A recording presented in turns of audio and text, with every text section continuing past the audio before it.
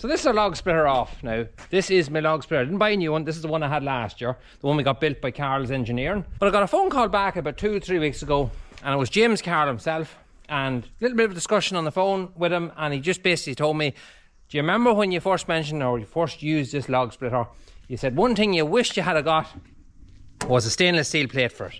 It was an option. That time I skipped over it, and I said maybe we can do without it, which you can. There's no doubt about it. You can do without it. But it would be handy. The only part of the log splitter that got damaged is the table. You will get wear on the table, no doubt about it. Will it do any harm? Not at all, but you do get that rust patch that comes when the paint's after been taken off. And James said to me, look, I know the sort of you, I know you like to keep your equipment kind of half decent. So what we'd like to do is I'd like you to bring up the log splitter to me, leave it with me for a couple of days, I'll drop it back to you with the stainless steel plate on. My first reaction was, there's no need, it's grand, I'm happy enough with it. But he wouldn't hear tell of it. He said, look, we sold a lot of log splitters after you showed this one. He said our phone just rang off the hook, and I was really glad to hear that. I always love to hear, especially a local company like Carroll's to me here. And James Carroll, anybody that knows him knows the type of person he is. He's an absolute genius. That's what he is, a genius. You could stand talking to him all day. His mind is just flooded with really good ideas. And people like that, they're a rarity. He said, take it up. I'm going to put a stainless steel plate on it for you as a way of saying thank you for the custom you brought to us. And look, I didn't argue with him. Left it up with him. He had it ready the day after. And you know something, I really appreciate it. So huge thanks to all the guys at Carroll's Engineering for doing that for me. It was free of charge, and these here, they are expensive, like, so I really appreciate that. It's even the detail, the little bit of engraving I seen. Is that lasered on? I presume that's done with a laser. It is. And just their own logo. I don't know if you can see it there, the sun's a bit harsh, but Carroll Engineering on it. It's just the detail, they're unbelievable. Look at the way that's bent down as well and folded down the whole way. The studs are stainless and countersunk in. Makes a job of it. That's never going to wear. That's a lifetime job. So I'm going to do tomorrow is I'm going to put this probably onto the Massey, because the case is busy at feeding silage all the time. I'll probably put it on the Massey, get over here, and we start splitting all these sticks that we have left over from that tree that we cut beside the slatted shed. They're all piled here now, so it'll be nice to get them all chopped up and let them dry out in the shed for a while, and there should be some lovely firewood out of that.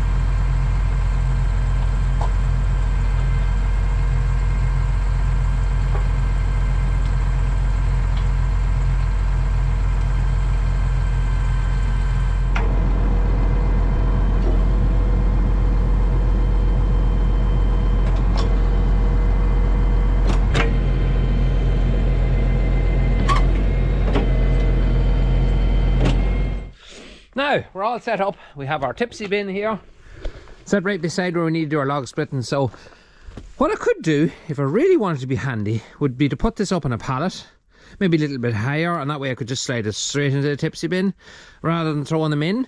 We'll see what we're at. If I find that that's not a good level for me to work at, I'll raise it up. I don't want to raise it too high because then you have to lift more to put the stuff up there. So we'll see what we're at. I think it's all right. One thing I do is these are dry burns, so no greasing pints. There's no greasing pints on this at all. This here now, the guys just rubbed a little bit of grease here just to help this burn go up and down. They didn't need to because it runs nice and smooth, but it doesn't need grease. But having said that, these are dry burns and you do get a bit of surface rust around here and in around here. So what I do is get a bit of white grease. I always keep a can of it. I think it's brilliant stuff. And I always spray it around places like that that are exposed, even here and here. lock nuts, places like that, and it keeps them kind of sealed, it keeps the weather off them. That'll stay on for ages. WD-40 will never do that. WD-40 will wear away very quickly and it'll not solve any problem. But that stuff there is great, it keeps the rust away. Now that we are all set up and we've everything working, better just get at it.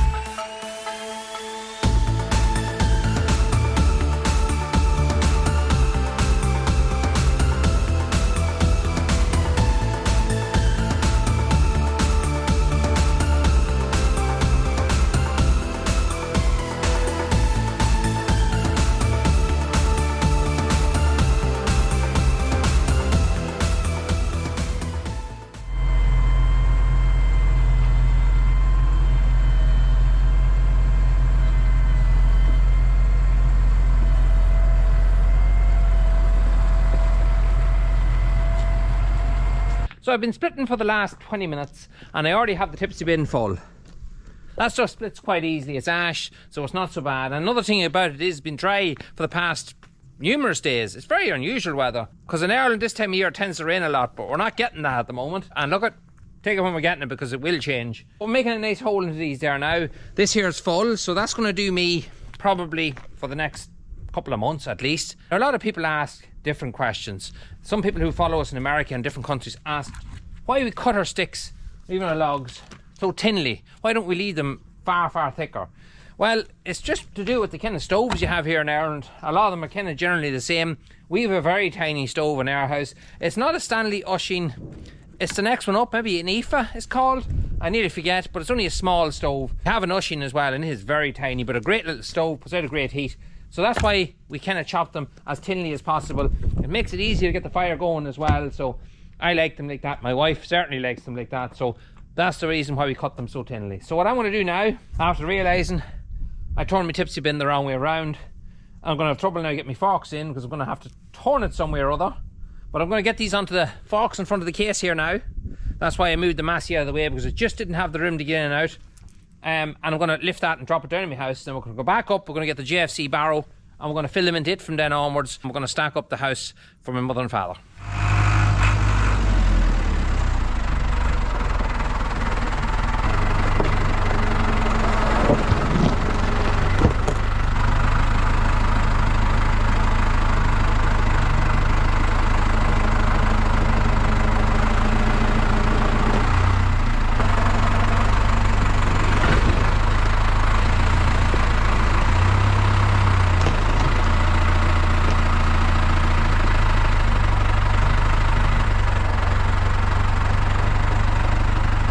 You might ask why my tipsy bin is sitting kind of lopsided. Well, that's down to my era. I have it on the wrong way around. I should have that side on there, next to the tractor, the other way around. But look at, the forks are long enough, they go far enough in, so it's alright.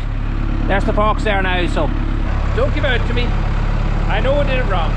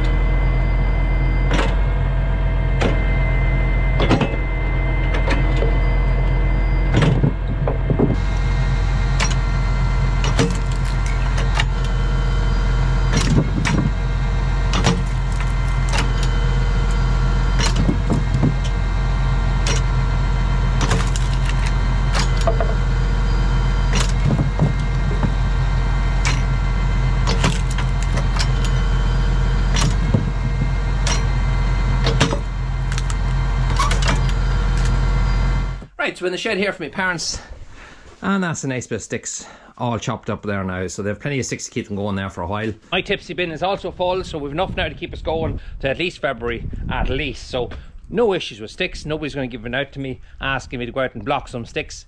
It's done now. A couple of logs that I didn't get to split, and that's these ones here. They were there from the last time.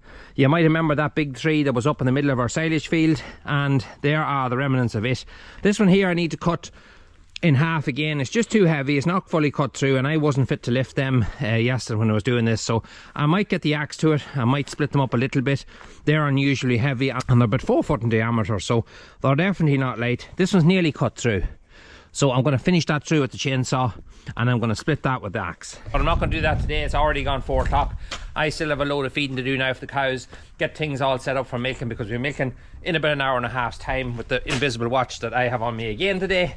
But otherwise, my Carroll's log splitter, love that thing. I absolutely love it. Look at, if you're in the market for a log splitter, if you're out looking for one and you do a nice bit of log splitting, just look at them. That's all I'm going to say. Have a look at them, because the quality in them and the strength that they're built at. Me knowing the Carrolls myself, know what they put into it, and if there's anything you wanted put on a log splitter, they'll make it for you. They'll make anything custom that you want. This thing's phenomenal. I absolutely love it. A few people did comment on the last time I mentioned it about this system here, that they wouldn't go for it.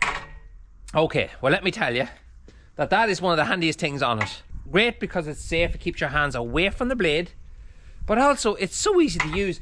That quick return is just out on its own, so it is. And people say it doesn't be much faster just using the handle back and forth or a foot pedal or whatever. I don't see how that'd be any faster, because when you hit the quick return, it's already getting up, you're already got the next stick underneath. And when you get into a rhythm and get faster doing your job, you'll never let it go up the whole way even. You'll be moving it that fast. So speed's not an issue, because I'd be in a rush a lot of times when I'm doing my work. And I'm telling you one thing, you'll go through a lot of timber with that. Anyway, that's it for today's video. I'm going down here to start my feeding for the evening. I did get the lane slightly cleaned, although I did run it with the front loader. It is clean though. A few bits and pieces along the sides here I'm going to have to clean up with the shovel, but it's a lot cleaner, and it's starting to rain. Just got that job done after several days being dry. It was nice to get the sticks underneath, and as soon as I got the last stick in, now it's starting to rain. It's all closed in looking as well. It's getting dark now. Obviously it's 4 o'clock. It's getting dark very, very fast. One thing I did notice is we're about to hit 50,000 subscribers. It's mad to think. I'm absolutely over the moon by it. Who'd ever thought it?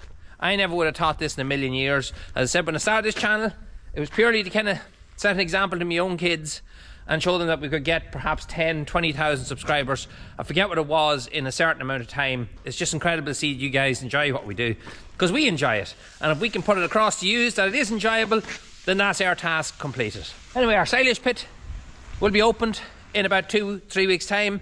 The guys who done the covering for us at McCabe's at Canningstown, McCabe's Feeds, they rang me about it. They rang me actually the day my wife was in. Everybody rang me that day my wife was in giving birth. But they were asking when we're going to open it, because they wanted to come round and see it being opened. But no worries, when it is being opened, you're going to see it all being opened. It's not going to be this thing where we'll stand here looking at this side and talking about how nice it looks. The camera will be on it 100%. You'll see exactly how it turns out. But that's something that's coming up. You want to see all that, don't forget, very important, hit that sub button, give us a like, follow us on the Instagram, Facebook and on TikTok. And until the next one, talk to you again.